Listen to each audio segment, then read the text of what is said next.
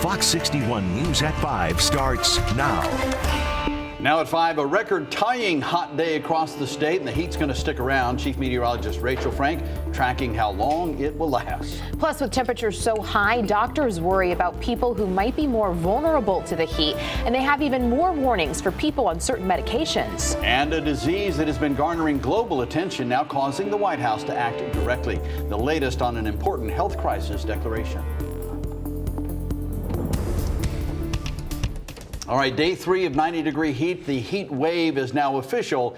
It's just not over. Good evening, and thanks for joining us at 5. I'm Brent Harden. And I'm Sarah Sanchez. Yeah, today and tomorrow are expected to be the hottest 2 days of the heat wave. Chief Meteorologist Rachel Frank has been tracking that all week. She's joining us now and telling us more. Hi, Rachel. Yeah, we are right in the thick of it right now with a heat index anywhere between 95 to 105 extending through the afternoon. And this is the actual temperature in the 90s, mid-90s for Windsor Locks, which is the hottest in the area right now. And the cool spot, Groton, close to 80 degrees. We do it all over again tomorrow. So that's why there is still a heat advisory in effect through your Friday with a heat index that once again could range between 95 to 105. So 3 days down, 1 to go. Well, technically, but I think the heat and humidity really stick around off and on at least through Tuesday of next week. So settle in. I still think it'll be quite toasty heading into the weekend as well. Satellite and radar quiet across Connecticut, but look at this smattering of showers and storms. You're probably thinking, please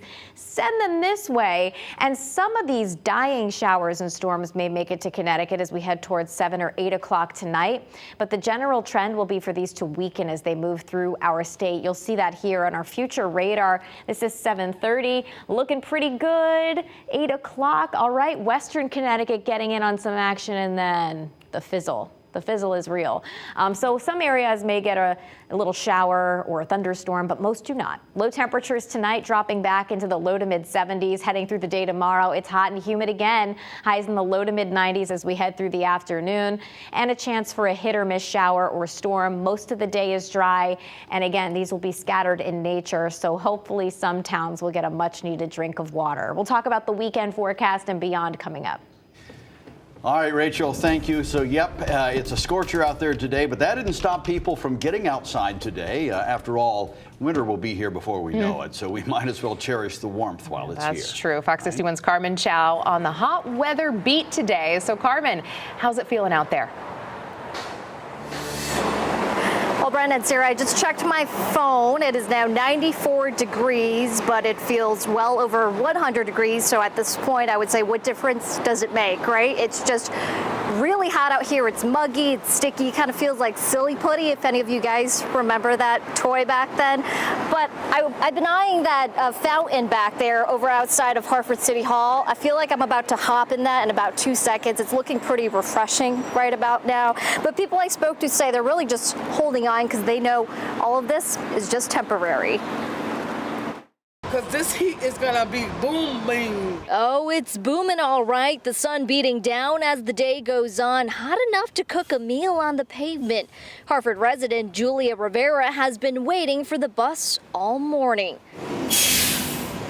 It's hot, not even the AC is helping. Her bus arrived just in time while we were talking to her. This is my bus that I gotta grab right now. I'll see you. But there are those who have no choice but to be out in the heat, like Michael Kennedy, who is a plumber making sure homes have working pipes in the summer. As long as there's a little breeze, you can tolerate, but if there's no breeze at all, it's really hard. Yep, we agree, Michael, and we can confirm there is no breeze today. For one realtor with Keller Williams, who has been running around showing homes, she compares this weather to the housing market. It's on fire. We're dealing with it, staying cool, staying hydrated. Thankfully, cars have ACs, the houses are pretty cool, so we're just trying to stay cool when we can. While the scorching temperatures does not do any good for some people, for others, it means business. Milkcraft in West Hartford, a popular spot for a cold treat. Yeah, lines go out the door. They go all the way down to Bar Taco, like around the corner. Also keep in mind, doctors say if you take beta blockers or aspirin and you have underlying health conditions, your risk of getting a heat-related illness will increase. Medications like beta blockers, diuretics, antipsychotic medications can put you at higher risk for heat-related illness. Now, there are cooling centers open all across the state. I know there are 6 of them here in Hartford, including Downtown Library here. This one opens 9 to 6 Monday through Thursday and 9 to 5 on Fridays. I'm live in Hartford. Carmen Chow, Fox 61 News. Carmen almost pulled a Tony Terzi there, jumping in the water. Thank you, Carmen. And new today, the U.S. officially declares monkeypox a public health emergency. Officials say more than 6,600 Americans have contracted the virus. We'll talk more about what this means later this hour, plus what to look out for to stay safe.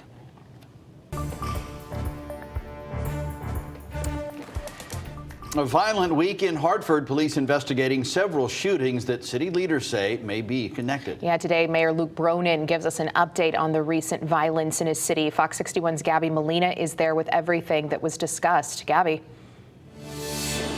Brent, Sarah, just in the last week or so, there have been at least 7 shootings here in Hartford. And today, police said that they do think that many of those recent shootings have been what they're calling group related. Now, Hartford police say that about 40% of the shootings in the city this year have all been the result of personal disputes, which can be more difficult for police to try to prevent. However, recently, there has been an uptick in group related and retaliatory violence. Police say that many of the people involved in these recent shootings are known to police and have multiple firearm-related offenses already. Police say they are working with several partners, including probation and parole officers, to try to stop more shootings from happening. Officials say it's not necessarily gang-related violence, but rather what they're describing as groups of people that are known to one another. I think it's important to recognize that the groups we're talking about don't necessarily have the same hierarchical structures. They don't necessarily have the same organizational structure. They don't necessarily have the same defined membership. It can be a more fluid situation. But there is a group dynamic at work and a retaliatory dynamic at work. Officials say that part of tackling this problem and preventing the violence involves the community getting involved as well. So they are asking anyone that has any information to come forward, talk to police. There are ways to do so anonymously. Live in Hartford, Gabby Molina, Fox 61 News. All right, Gabby, thank you. And just a note here, we are now hearing about a water main break in Bristol. It was reported near 259 High Street. Bristol Water and Sewer is warning people in surrounding areas they might see a drop in water pressure and possibly discolored water as well. The town is operating a water filling station 24/7 free of charge until the issue is resolved at their water filtration plant. All right, a man is dead after being pulled from the pool at Hubbard Park in Meriden yesterday, and now the pool will be closed for the rest of the week. Police say a 72-year-old man was pulled from the pool shortly after 3:30 in the afternoon. Lifeguards performed CPR, but he later died at the hospital. Police say no foul play is suspected here. The Office of the Chief Medical Examiner will figure out what caused the man's death. The city says the pool will stay closed until Monday, August 8th. In Vernon, a state police trooper is due in court after being arrested for the second time this week. Jaime Solis turned himself in Wednesday after a woman reported he assaulted her up to 40 times, including while she was pregnant. Solis was released on bond and faces several charges, including third-degree assault. Officials say Solis's police powers are still suspended. He's on administrative duties pending this investigation.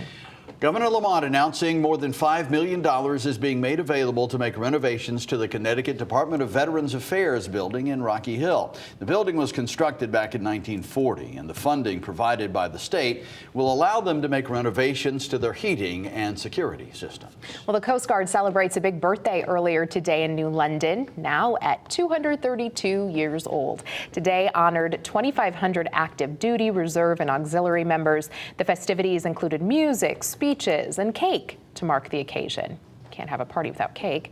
Rear Admiral Bill Kelly used the moment to reflect on the history of the Coast Guard and looking to the future.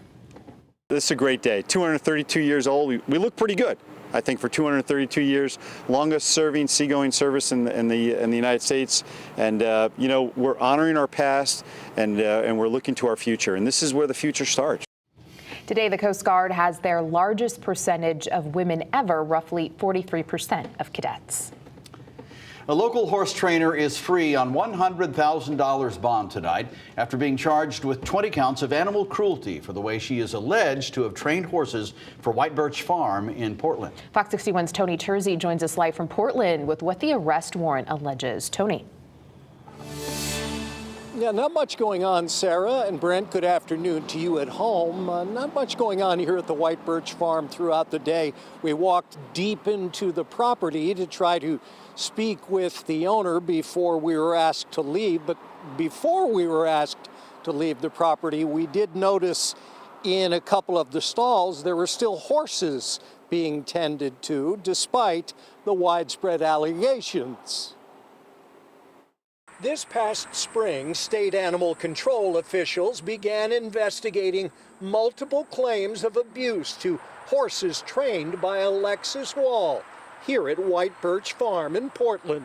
The poor horses. The arrest warrant, which charges Wall with 20 counts of animal cruelty, alleges several horses had been subjected to cruel punishments, such as withholding food and water and tying off the horses for long periods of time, excessive use of spurs, and being ridden hard for long periods as well.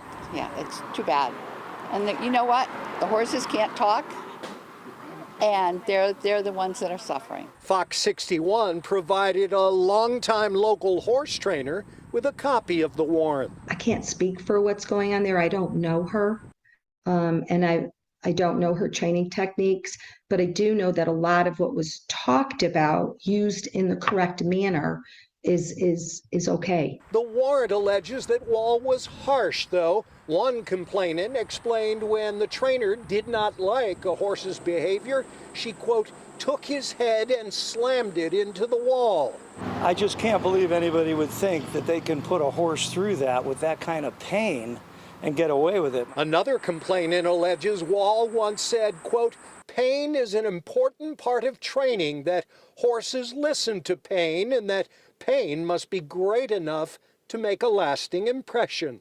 If you're training a horse correctly, getting through to them properly and nicely is going to give you a good outcome. According to the state's judicial website, Alexis Wall is due in court on September the 15th to answer to these charges. Again, 20 animal cruelty counts. We're live here in Portland. Tony Tersey, Fox 61 News.